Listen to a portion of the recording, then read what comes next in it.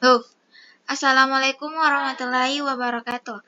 Perkenalkan, saya Zandi Nuraurelia Citrawulandari dengan NIM 60600123001. Baiklah, di sini saya akan menjelaskan proses mendapatkan jawaban dari soal remedial aljabar linear yang Ibu berikan. Pada nomor pertama, kita akan mencari vektor u dan vektor v, dan yang kedua, kita mencari vektor u cross vektor v, dan yang ketiga kita menentukan apakah vektor u dan vektor v membentuk sudut lancip, sudut tumpul, dan sudut ortogonal. Yang pertama, untuk mencari vektor u dot vektor v, kita akan menggunakan rumus x1 kali x2 ditambah y1 kali y2 ditambah z1 dikali z2. Nah, seperti yang kita lihat, vektor u itu sama dengan 7, 3, 5, dan vektor v adalah min 8, 4, 2.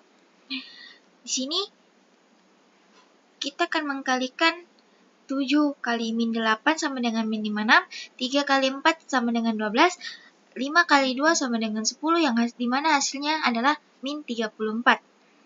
Yang kedua, untuk mencari vektor u cross vektor v, kita akan menggunakan ekspansi kofaktor, yang dimana rumusnya itu adalah U11 C11 ditambah U12 C12 ditambah U13 C13. Kita akan melakukan operasi pengurangan pada rumus ini, dan kita mengkalikan silang pada bagian ini. 3 kali 2 sama dengan 6, 4 kali 5 sama dengan 20, 7 kali 2 sama dengan 14, min 8 kali 5 sama dengan 40, 7 kali 4 sama dengan 28, min 8 kali 3 sama hasilnya dengan min 24. Maka hasil dari 6 dikurang 20 dikurang 14 kurang 40 dikurang 28 kurang min 24, hasilnya yaitu min 14, min 54, 52. Selanjutnya, kita akan menentukan apakah hasil dari u dot v itu adalah sudut tumpul, sudut lancip, atau sudut ortogonal. Jika hasil kurang dari 0, maka sudut yang dihasilkan adalah sudut tumpul. Jika hasilnya lebih besar daripada 0, maka sudut yang dihasilkan adalah sudut lancip. Dan jika hasilnya sama dengan 0, maka sudut yang dihasilkan adalah sudut ortogonal. Nah, di sini kita akan menggunakan rumus seperti pada bagian yang pertama, yaitu x1 dikali x2 tambah y1 dikali y2 ditambah z1 dikali z2, yaitu 7 dikali min 8 sama dengan min 56, 3 kali 4 sama dengan 12, 5 kali 2 sama dengan 10, yang dimana hasilnya 34. Karena hasilnya itu min 34 lebih kecil daripada 0, maka sudut yang dihasilkan adalah sudut tumpul. Selanjutnya, pada bagian nomor 2 itu, kita akan mencari proyeksi ortogonal dari vektor u pada vektor A. Yang kedua, kita akan mencari komponen vektor u yang ortogonal ke A.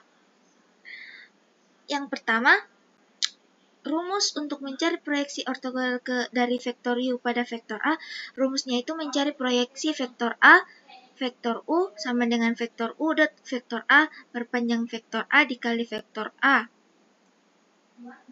Kita akan substitusikan vektor u pada vektor A pada rumus proyeksi yang telah ada. Pada bagian vektor u dot vektor A, kita sudah ketahui bersama pada nomor 1 bagian A. Setelah dijalankan, maka hasilnya 0,0. Nah, bagian kedua, kita akan mencari komponen vektor u yang ortogonal vektor A. vektor U dikurang proyeksi vektor A, vektor U sama dengan vektor U, dikurang vektor U dot vektor A perpanjang vektor A kuadrat dikali A. Kita akan substitusikan nilai-nilai pada rumus tersebut. Karena kita sudah mengetahui bahwa hasil dari proyeksi tersebut adalah 0,0, maka langsung saja kita tulis 0,0. Langsung saja kita menggunakan operasi pengurangan. 2 dikurang 0 sama dengan 2, 6 dikurang 0 sama dengan 6, maka hasilnya itu adalah 2,6.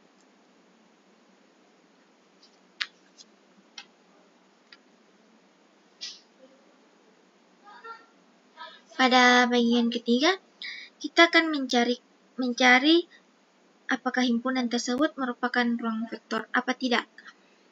Kita mulai dari X, Y ditambah X aksen, Y aksen sama dengan X tambah X aksen, Y tambah Y aksen.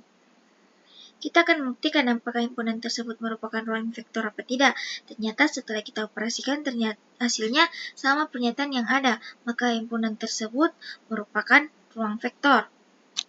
Pada pernyataan kedua, Kx, Y sama dengan 2Kz, 2Ky. Setelah kita buktikan, Kxy sama dengan 2Kx, 2Ky hasilnya beda dengan yang telah kita operasikan. Karena pembuktian tersebut hasilnya tidak terbukti, maka himpunan tersebut bukan merupakan himpunan ruang vektor. Pada bagian nomor 4, kita akan menentukan apakah tersebut kombinasi linear atau tidak. Maka tidak, kita akan menguraikan seperti ini terlebih dahulu. Di mana K1 itu terdiri dari vektor A, K2 terdiri dari vektor B, dan K3 terdiri dari vektor C. Kita akan uraikan seperti ini.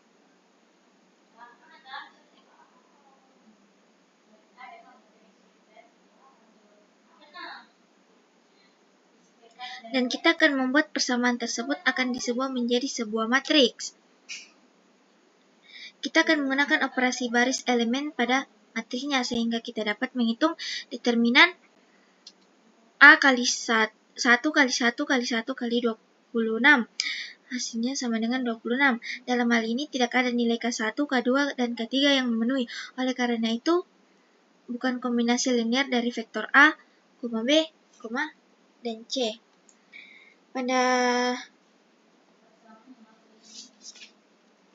Pada bagian nomor 5, kita akan menentukan apakah vektor tersebut bebas linear atau tak bebas linear. Nah, kita akan uraikan kembali seperti ini. Dan kita akan membuat persamaannya. Setelah itu, kita membuat dalam bentuk matriks. Maka vektor-vektor tersebut membentuk bebas linear. Sekian dari penjelasan saya.